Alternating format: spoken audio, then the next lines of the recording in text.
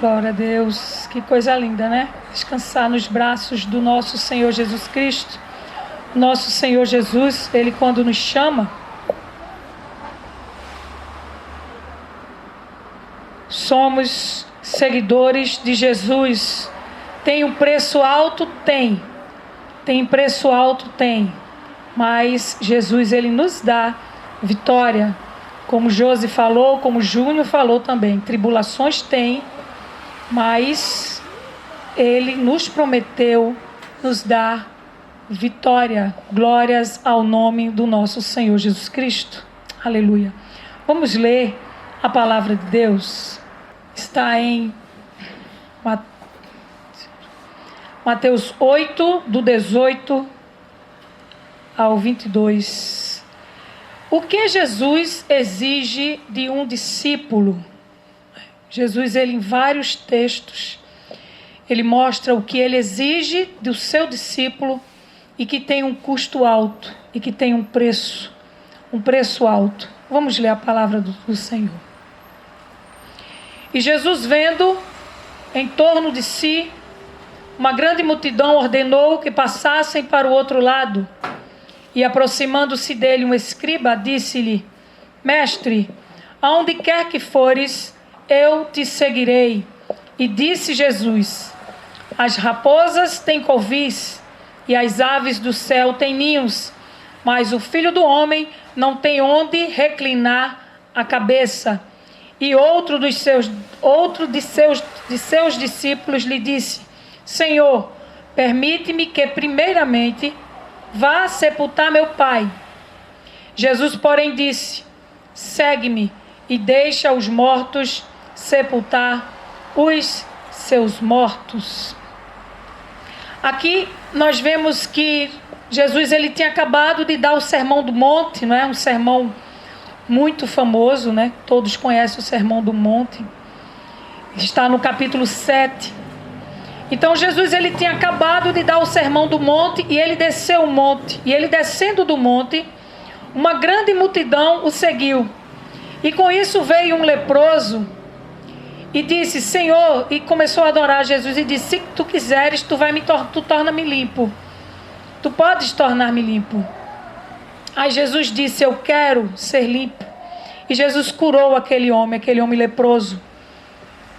E aproximou também um centurião, né? Centurião era um soldado que ele liderava 100 soldados romanos, né? Ele era um líder, um chefe de 100 soldados romanos. Era um centurião. Mas era um centurião que ele tinha fé em Jesus. Ele cria. E ele disse que o seu servo, o seu criado, ele estava enfermo, estava sem poder se levantar da cama e estava miseravelmente atormentado. E Jesus disse assim: não se preocupe, eu vou até a sua casa e vou curar o seu servo, o seu criado. E ele disse assim: Senhor, eu sou um homem sujeito a ordens e eu sei que aqueles que são sujeitos a mim, eles me obedecem. Quando eu mando eles irem, eles vão. Quando mando eles virem, eles vêm. E eu sei que tu também, tu dá ordem. E eu sei que só com uma palavra tua, o meu servo, ele vai ser curado. Porque eu não sou digno que tu entres na minha casa. E Jesus, ele ficou muito admirado com aquela fé daquele homem. E ele disse que nem Israel encontrou uma fé tão grande. E o interessante aqui é que nada admira a Deus, né? Você pode ter um talento de tocar um instrumento que chama a atenção do mundo inteiro, que ninguém consiga tocar um instrumento tão perfeito como você. Isso não vai admirar a Deus. Você pode ser um perfeito artista e trabalhar no maior circo do mundo e fazer coisas que nenhum homem consegue fazer. Isso não vai admirar a Deus. Mas o que admira a Deus é quando você crer nele. É quando você confia nele.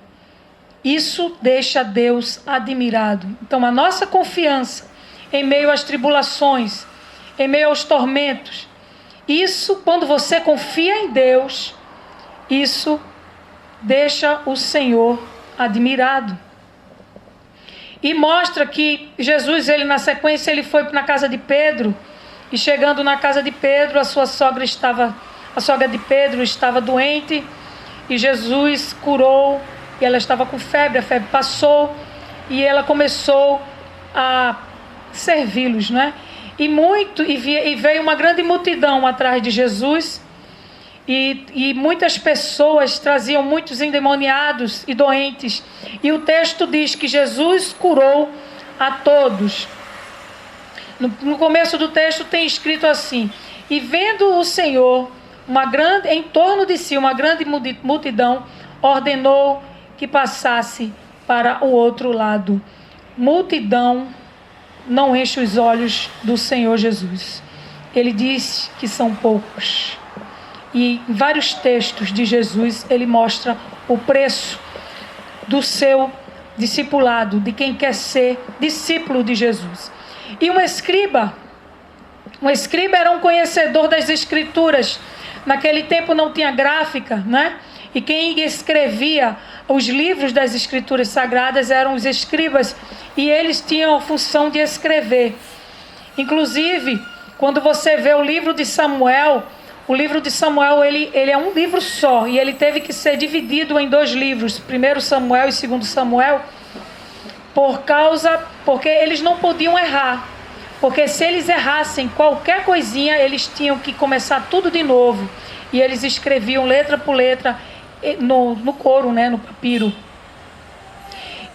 Primeiro e segundo livro de Reis também é um livro só, teve que ser dividido por causa disso.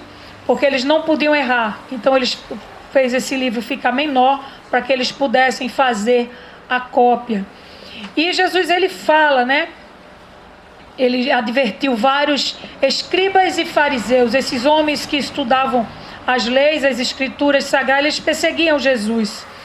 E Jesus falou muitas vezes contra os escribas e os fariseus.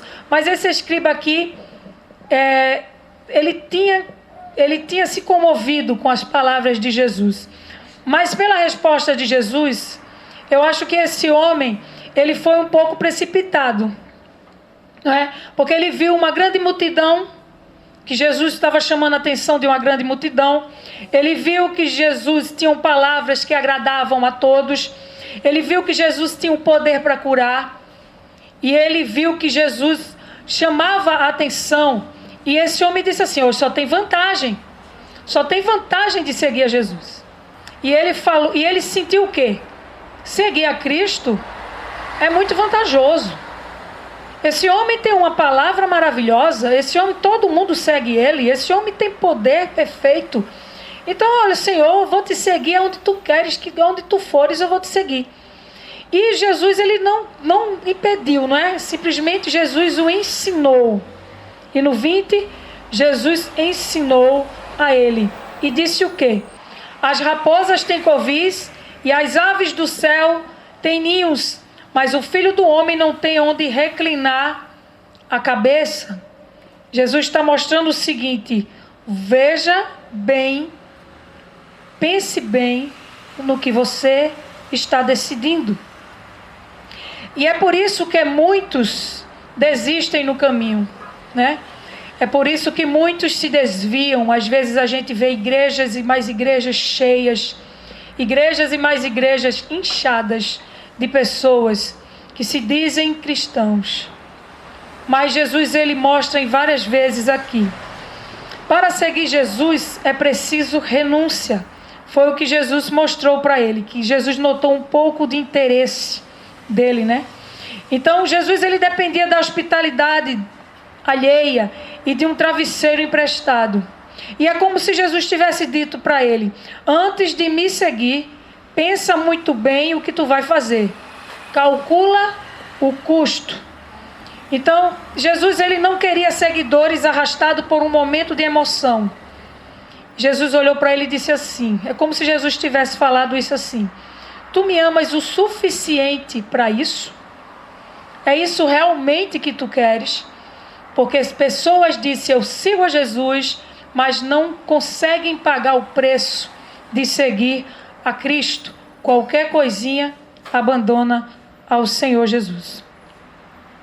E em Lucas 14, 25, Jesus ele fala também sobre você renunciar.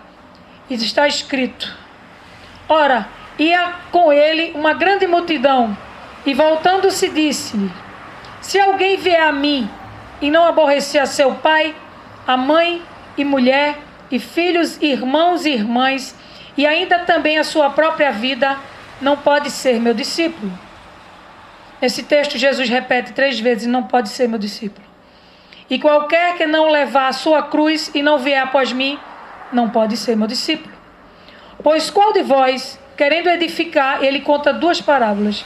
Uma torre não se assenta primeiro para fazer as contas dos gastos, para ver se tem com que a acabar, para que não aconteça que depois de haver posto os alicerces e não podendo acabar, todos os que a virem começarem a escarnecer dele, dizendo: este homem começou a edificar e não pôde acabar.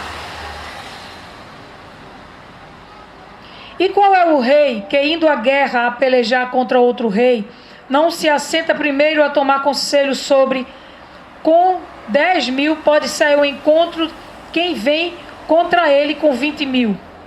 De outra maneira, estando o outro ainda longe, manda embaixadores e pede condições de paz. Assim, pois, qualquer de vós que não renuncia a tudo quanto tem, não pode ser meu discípulo. Bom é o sal, mas se o sal degenerar, com que se há de salgar? Nem presta para a terra, nem para o monturo. Lança-o no fora. Quem tem ouvidos para ouvir, ouça. Isso aqui é um texto que Jesus ele está mostrando, né? Que foi em Lucas 14. Ele mostrou que renunciamos nossas próprias vontades e projetos pessoais, porque o reino de Deus, ele é prioridade. Não é desprezar os nossos pais, né? A nossa família, mas o nosso amor e submissão ao Senhor vem primeiro, porque o nosso amor diante de Deus, ele é prioridade. Então, quando a gente vem aqui, que Jesus diz assim: quem não aborrecer a seu pai, a sua mãe, a mulher, a filhos, a irmãos, irmãs, e ainda também a sua própria vida, não pode ser o meu discípulo. Jesus não está sendo contra as Escrituras, porque o princípio das Escrituras é que possamos cuidar bem dos nossos familiares, da nossa família. Temos que honrar pai e mãe, mas existe um mandamento que temos que honrar pai e mãe. Mas o primeiro mandamento qual é? O primeiro mandamento é: amarás o Senhor teu Deus com todo o teu coração, com toda a tua força, com toda a tua alma, com todo o teu entendimento. Então Jesus diz: se você não me coloca em primeiro lugar, coloca filhos, coloca marido, coloca família como desculpa para não querer me obedecer, para simplesmente não fazer o que eu quero que você faça, simplesmente porque você casou, simplesmente porque seu filho está pequeno, simplesmente porque vai incomodar os seus filhos pela manhã, se você for fazer alguma coisa na igreja. Então Jesus está dizendo aqui: se você colocar os familiares antes de mim e não aborrecê-los, vocês não podem ser meus discípulos. E qualquer que não levar a sua cruz e não vier após mim, não pode ser os meus discípulos, meu discípulo, né? O que é a cruz aqui? Muitos dizem aqui às vezes que quando acontece uma doença, algum problema, Jesus não está falando dos problemas que acontecem em nossas vidas. Se alguém errou diante de você, ou se você está doente, ou se tem uma pessoa do seu lado que errou, Jesus não está falando desses problemas. Não, isso aqui é a minha cruz que eu tenho que carregar. Não, isso não tem nada a ver. Carregar a cruz é você segurar o propósito de Deus, o propósito que Deus tem em Cristo, não é? Carregar a cruz é assumir o propósito do reino de Deus, independente da sua vida, independente se vão fazer alguma coisa contra você na sua faculdade, no seu trabalho, é você segurar o propósito de Deus e assumir esse propósito, porque existe o preço que é alto.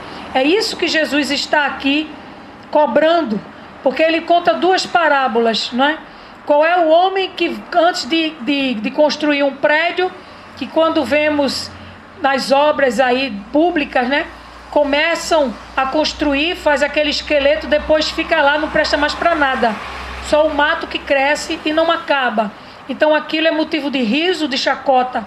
Então existem muitas pessoas, é o que Jesus está dizendo aqui: pense bem antes de dizer que você quer me seguir. Pense bem, porque existe um custo alto.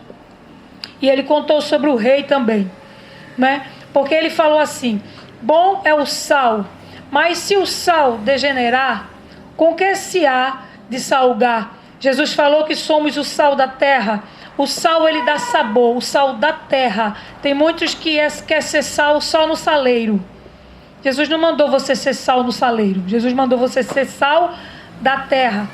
Então você é obrigado a dar sabor ao mundo, e você é obrigado, porque o sal também, ele tem o lado assim de não permitir que o alimento apodreça, né? Evitar o apodrecimento. E aí Jesus olha para você e diz assim: se o sal degenerar, com que se há de salgar? Nem presta para a terra, nem para o monturo. Lançam-no fora. Quem tem ouvido, ouça. Então Jesus, ele é muito rígido. Por que Jesus estava dizendo isso? Porque no primeiro versículo ele viu, né? Ora, ia com ele uma grande multidão. E voltando-se, ele disse. Jesus, ele não fica admirado com grande multidão. Muito pelo contrário, ele dispensava. Multidão, como as igrejas estão cheias, pessoas que ficam atrás só de bênçãos, pessoas que se acochar um pouquinho já esquece de Jesus. Jesus não quer esse tipo de discípulos, esse tipo de seguidores. Jesus, ele olhou para a multidão e disse assim: olha, dispenso multidão, tem que ter, não quero quantidade não, eu quero qualidade. E o problema, sabe o que é, gente? O problema é que muitas pessoas abrem a boca e dizem: eu sou cristão. Mas infelizmente esses muitos também vão escutar no final: afastai-vos de mim, eu nunca vos conheci. Mas eu sempre tive no meio do teu reino. Que isso? Eu fiz tantas maravilhas no teu nome. Que é isso? Tu ensinava nas nossas ruas todos os dias. Você escutava a palavra como você está sentado aqui escutando a palavra. Mas Jesus diz que tem que ter um preço, tem que ter uma renúncia, não é? E Jesus, ele olhou para a multidão e disse 3 vezes para essa multidão: não pode ser meu discípulo, não pode ser meu discípulo. E no versículo 33, Jesus disse novamente: não pode ser. Jesus advertiu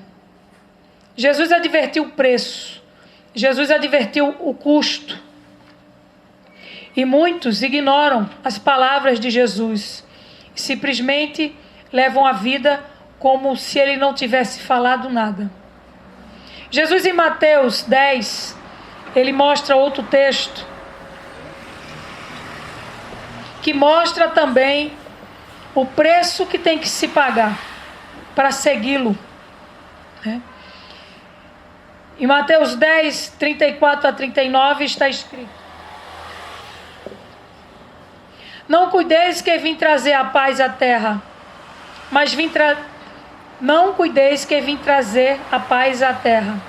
Não vim trazer paz, mas espada, porque eu vim pôr em disseção o homem contra seu pai, e a filha contra sua mãe, e a nora contra sua sogra. E assim os inimigos do homem serão os seus familiares.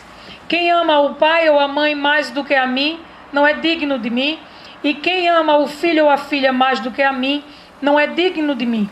E quem não toma a sua cruz e não segue após mim, não é digno de mim. Quem achar a sua vida, perdê-la-á. E quem perder a sua vida por amor a mim, achará.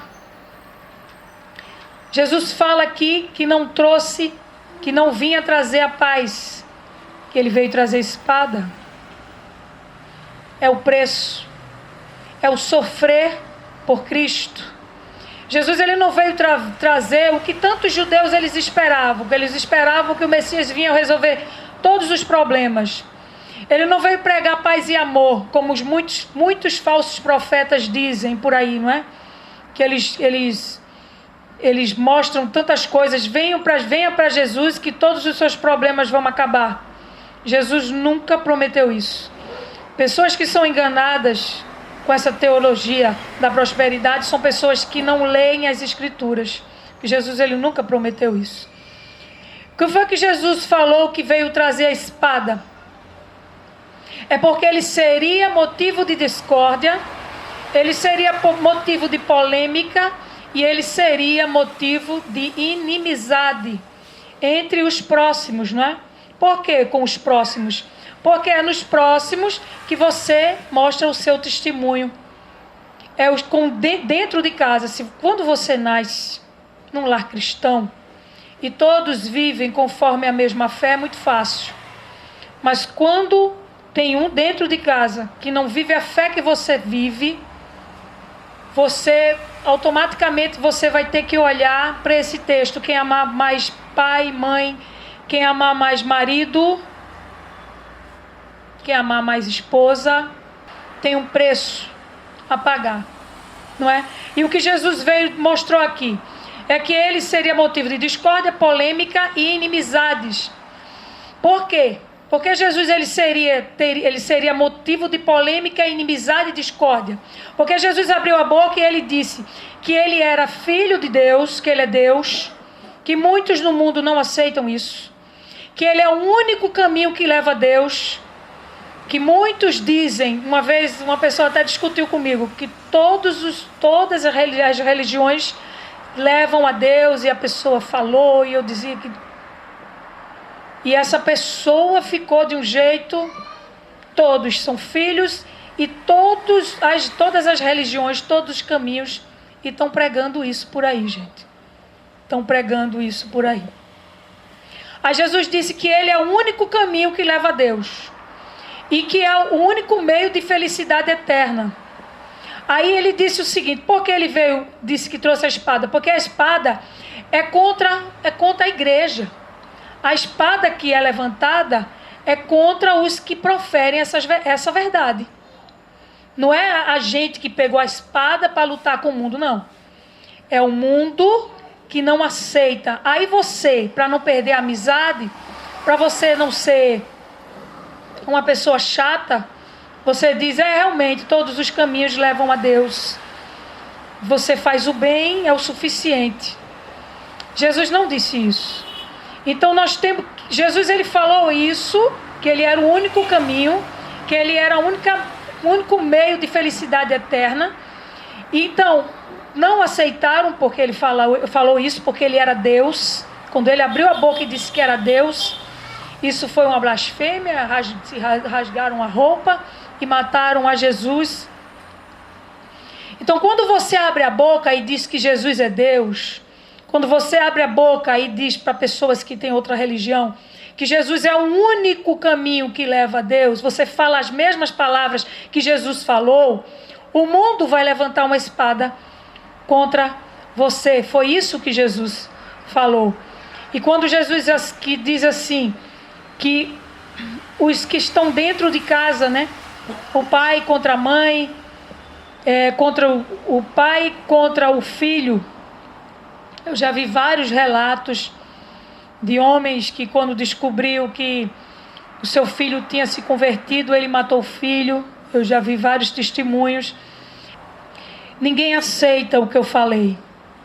E que se você abrir a sua boca e dizer todas as palavras que eu disse, muitas pessoas vão ter raiva de você.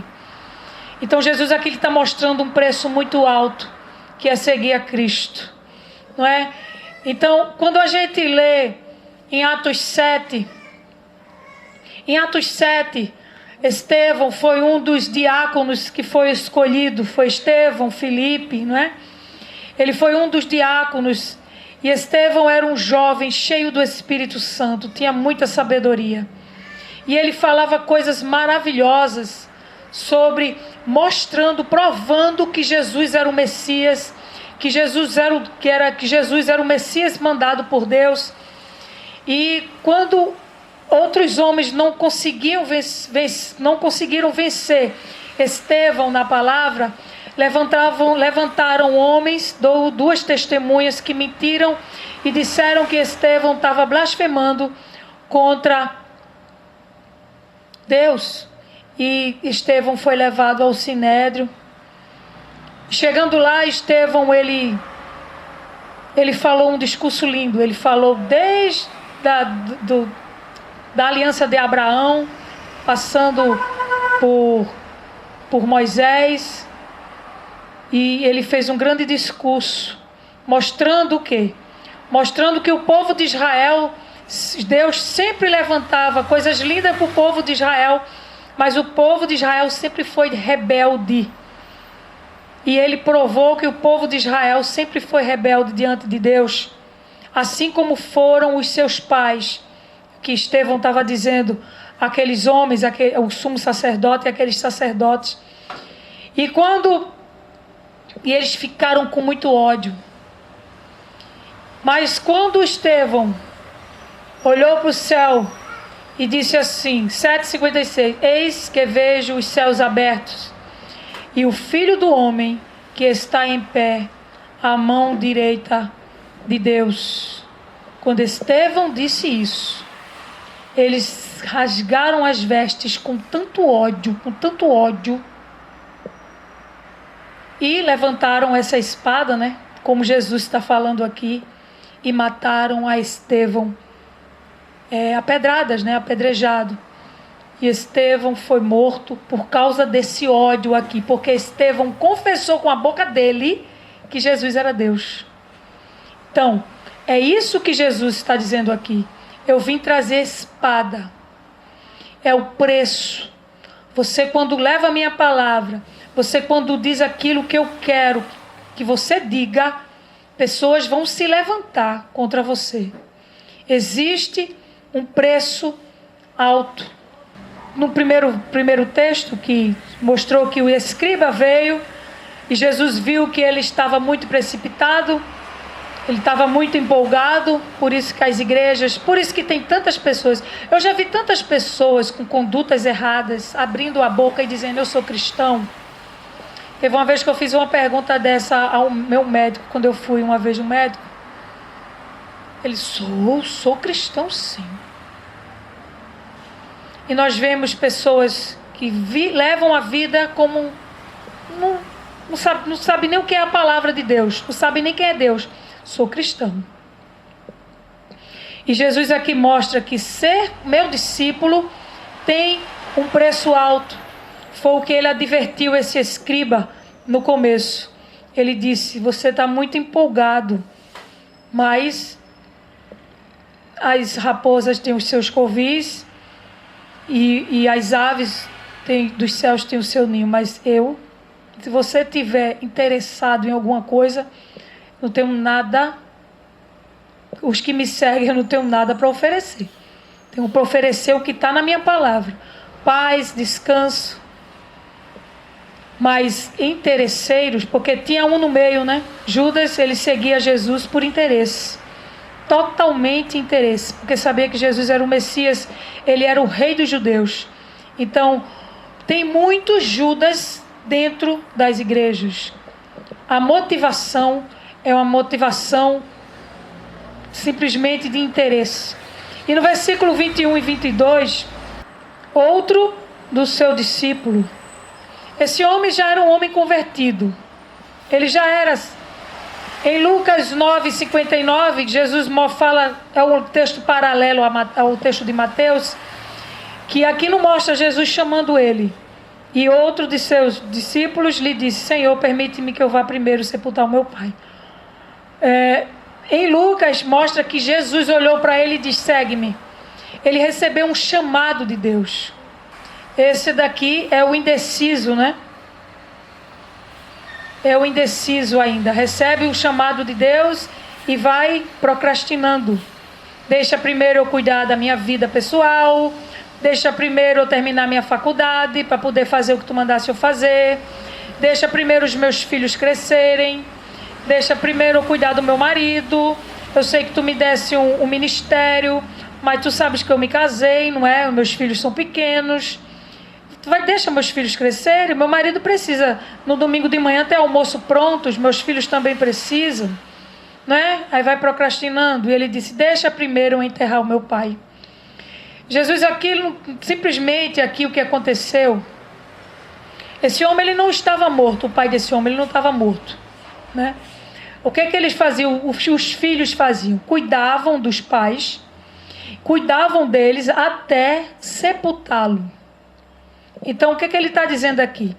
Eu tenho o meu pai, por enquanto, que precisa de mim. Deixa primeiro eu enterrá-lo, quer dizer, ele morrer primeiro. Quando ele morrer, eu lá na frente, eu vou e te sigo. Foi o que Jesus mostrou aqui, né? Quem coloca pai, quem coloca mãe primeiro, antes de mim, não é digno de mim, né? Então, deixa os mortos enterrarem os seus mortos. Esse primeiro morto aqui é um morto espiritual. Deixa aqueles que não têm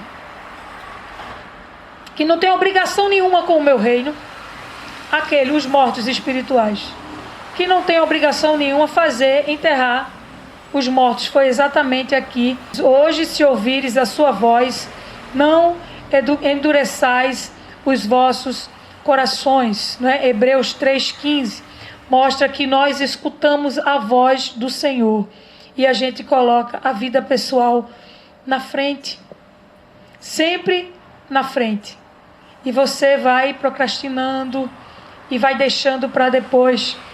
E é o que Jesus falou aqui. Ser discípulo de Jesus é algo que requer um preço alto. É algo que requer comunhão com Ele. É algo que requer o seu tempo. É algo que requer a sua vida. Ser discípulo de Jesus tem que ser como Ele quer. Jesus olhou para uma grande multidão e Ele foi direto e Ele foi claro. Para ser o meu discípulo, tem que ser primeiramente eu que tenho que estar em primeiro lugar.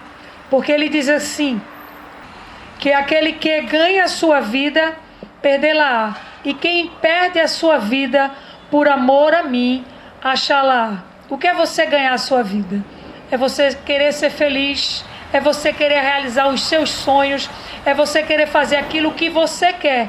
Não quer nem saber o que Deus quer para você.